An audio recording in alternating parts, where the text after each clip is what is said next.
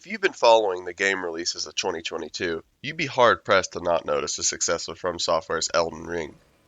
It brings a breath of fresh air to the Souls formula for the introduction of an expansive open world, turning the once linear progression of the series is known for to a more choose-your-own-adventure style game where the player can go almost anywhere they want without restriction. This success is well deserved, as many aspects of the game are great, but it's not all positives as you'll see later on in the review. I'm Derpy Penguin, and after 150 hours in the game and getting 100% of the achievements, this is my Elden Ring review. If you've ever played a game from the Soulsborne series, the combat in this game will feel very familiar to you. They took the classic combat that players of the series have come to love and expanded upon it to create an overall better experience. In my opinion, the standout addition to the system is the introduction of jumping. On paper, this is nothing new, as you had the ability to jump in most of the Souls series. But the main difference is, it's an actual jump now. Where in previous games you'd need to be running just to achieve a pathetically short hop, Elden Ring gives the player a dedicated jumping button. This makes exploration of the open world much more fun, as the little obstacles no longer hold you back like they did in the old games. But it's not just exploration, as coupled with these jumping abilities is the jumping attack.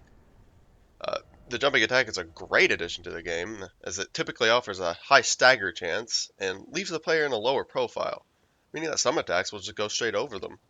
And they also work really well with the game's posture system. If you've played Sekiro, the posture system would be pretty familiar to you. Just about every enemy and boss in the game has posture that can be broken to give the player a chance to deliver a critical attack. Every weapon and attack, barring a few exceptions I believe, is capable of breaking this posture, but some are more effective. Charged heavy attacks and jumping attacks are great at this, especially when using the heavier weapons.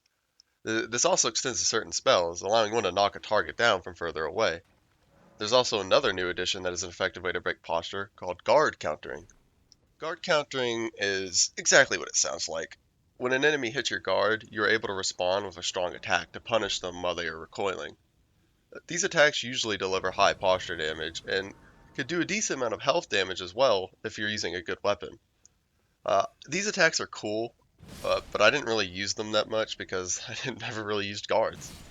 I preferred the dual wield during my playthroughs, which doesn't allow the player to block. Parrying has returned, but it's received a few changes. Just like the past games in the series, a successful parry will open up the enemy for a critical attack. Most standard enemies open up after one parry, just like the old games, but bosses work a bit differently, often taking multiple parries before they open up. I don't think this is a bad change, but overall it is a bit of a weird change, especially with the speed of some of the boss's attacks. I think it worked for Sekiro because that game was designed around it, but I don't really feel like the Souls series needed it. Another way to pull off a successful critical without posture breaking or parrying is through the stealth system. Similar to Sekiro, which is just now dawning on me how much they brought over from it, the player is able to crouch and sneak around enemies. Sneaking up on an enemy from behind allows for a free critical attack that can take a large chunk out of an enemy's health, if not just kill them outright if your weapon's strong enough at critical attacks. Overall, the gameplay is extremely fun to play with and makes the exploration of the open world a lot of fun. The new additions add a lot to the game, I feel, and really help to shake up the old Souls formula to make Elden Ring really stand out as its own game. Now it's time to talk about the world of Elden Ring, known as the Lands Between. They're massive, and it's full of things to do. It's full of enemy encampments, mini dungeons, boss fights, NPCs, and just so much more. And none of them feel the same, and most players will choose to approach them differently, making every playthrough different from someone else's. Getting to and from these encounters has never been easier thanks to the player's trusty steed known as Torrent. Torrent's great. Like, you can summon him whenever you want after obtaining him, and he makes getting around so much easier. Not only is he fast, but he also grants the player the ability to double jump. The double jump allows for so many ways to get around, like jumping up the sides of a mountain, or even finding alternative entrances to the legacy dungeons. You can also utilize these things called spirit springs, which give you a large leap in the air to reach high up places. Overall, Torrent's a great addition to the game because he makes exploring this vast world so much easier. Most of the areas are pretty well designed in my opinion. There are plenty of things to do and plenty of rewards to go along with them. The only issues I really have with the world are in the later areas. The later areas, mainly those found after clearing Lindale, feel very rushed to me. You tend to encounter many reused enemies with really just larger stats. There's also a lot less to explore and do. Enemy encampments are few and far between, and there aren't really a lot of mini dungeons to explore either. These criticisms don't apply to the legacy dungeons in the late game areas, as I felt those were decently well designed and felt like they belonged there. Overall, the lands between are very fun to explore, but it definitely falls off towards the end. I think it could have used a little bit more time in the oven just to let the devs iron out the kinks in the late game areas. But overall, I think it's fine.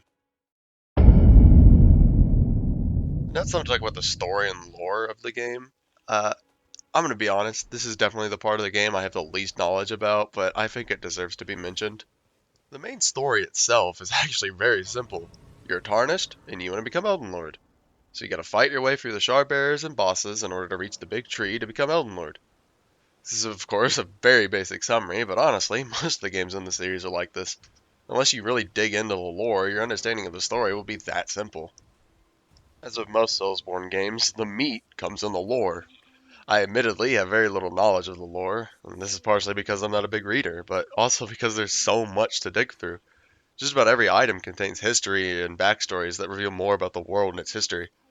If you like to dig into deep lore and unravel mysteries, this is definitely the game for you. At the time of writing, the game has been out for a little over 2 months, and from what I believe, the community is still trying to understand everything the game has to offer. This has always been the case for Souls games, and this game takes that to an extreme. Progression in this game is great. Immediately after stepping into Limgrave, the player is met with so many options, and you're definitely encouraged to explore them. Unlike the past Soulsborne games, progression is almost completely open. Every player will likely have a different playthrough. You could choose to march straight to the, quote, first main bosses, or explore the world. The reason I put the quotes there is that the first main bosses, those being Margit and Godric, are actually completely optional, as players who explore will find there's a path that completely circumvents them. This concept applies to the entire game, as you only really need to kill two of the Shard Bearers, which are the main bosses, to progress the game, and you have access to like four right off the bat. If you find the bosses to be too challenging, you could just go explore the world to get stronger. I highly recommend that you explore anything you can while progressing through the game. The reason I say this ties into my main criticism of the progression, which is the late game areas.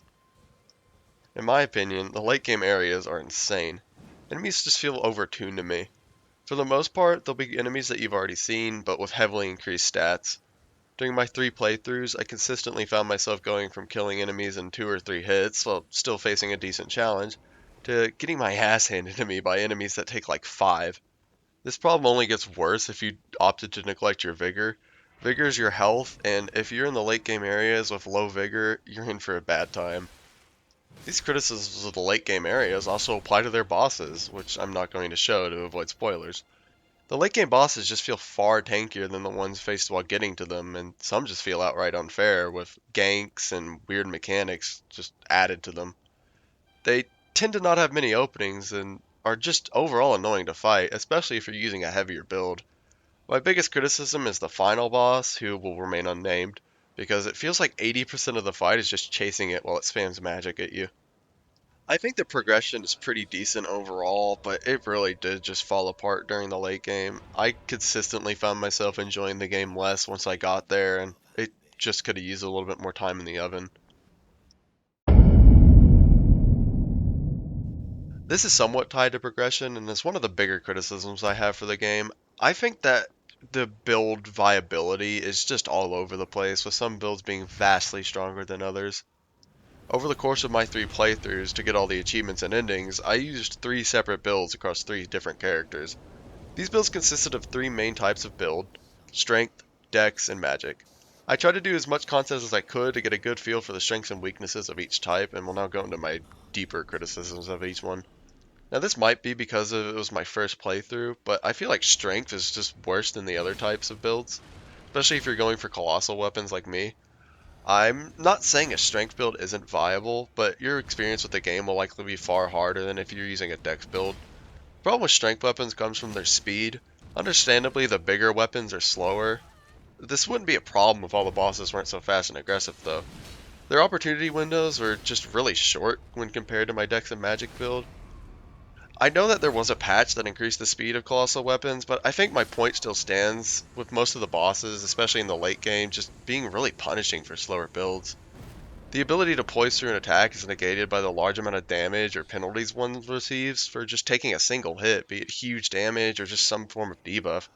Due to this, I think strength builds are definitely the worst, especially if it's pure strength with nothing else added onto it.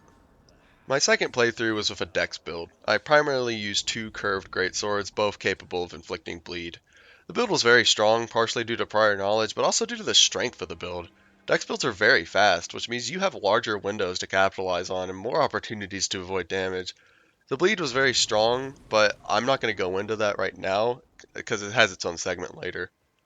My third and final playthrough to get 100% achievements was my magic build. It was very strong. The ability to just sit at range and spam magic at enemies completely negates every problem the other builds face. You don't need to worry about waiting for a window because all you need to do is just build some distance and pelt the boss with magic. It honestly got boring to me because I largely faced no challenge. Magic builds are definitely one of the stronger builds in the game, with some even allowing for super fast boss kills. Now comes my biggest criticism, that being bleed. I really don't like bleed. I think it's just way too strong. If you don't know how it works, if your weapon is capable of inflicting bleed, every hit will build up to a bleed proc. This proc deals 15% of the target's max HP and can be inflicted multiple times per fight. This makes quick weapons insanely powerful because they allow you to completely decimate a boss in mere seconds with the right build. Frostbite is also very strong, but not as strong. It's similar to Bleed in that it does a damage on proc, but it's less damage and inflicts a defense debuff on the target. Now, if you know anything about these games, you'd know both of these status effects are incredibly powerful, and I just think they're completely unbalanced and honestly lower the enjoyment of the game due to how easy they can make the game.